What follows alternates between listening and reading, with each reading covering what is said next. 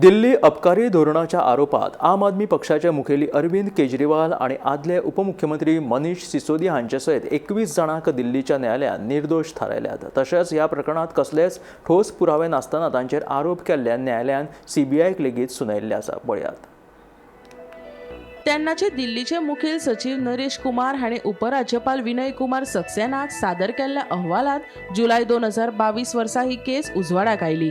दिल्लीच्या 21-22 वर्साच्या सोऱ्याच्या धोरणाची अंमलबजावणी करताना प्रक्रियात्मक चूक जाल्ल्याचो उल्लेख अहवालात केला।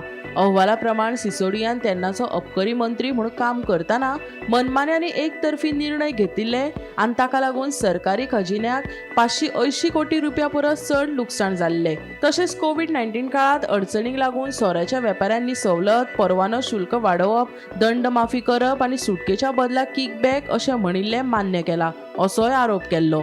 पंजाब आनी गोंयांतल्या विधानसभा वेंचणुकेचेर प्रभाव घालपा खातीर ह्या निधीचो उपेग केल्ल्याचे अहवालात म्हटलां। सोऱ्याचें धोरण नोव्हेंबर 2021 वर्सा चालीक लायिल्लें, पूण वाडत वचपी वाद जाल्या उपरांत जुलय 2022 वर्सा ती रद्द जाल्ली। ह्या प्रकरणात दोन वेगवेगळ्यो केशी नोंद जाल्यो, एक सीबीआय आनी दुसरे अंमलबजावणी संचालनालयान मनी लॉन्ड्रिंगाच्या आरोपा संबंधी। सीबीआय प्रकरण निवळ तरी ईडी कडल्यान मनी लॉन्ड्रिंगाची चौकशी अजूनय चालूच आसा, ती केस उरता। ह्या प्रकरणात आम आदमी पक्षाच्या जायत्या वरिष्ठ फुडाऱ्यांची नावां मुखार आयिल्ली।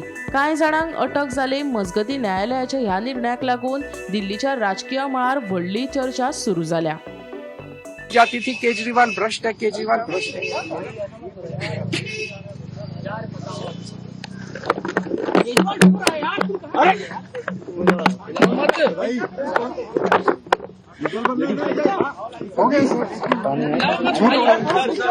संभालिए सर, अपने आप संभालिए, हिम्मत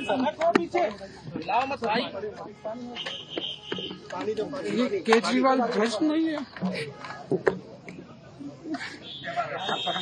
मैंने केवल अपनी जिंदगी में ईमानदारी कमाई है। इन्होंने झूठा केस लगाया और आज ये साबित हो गया।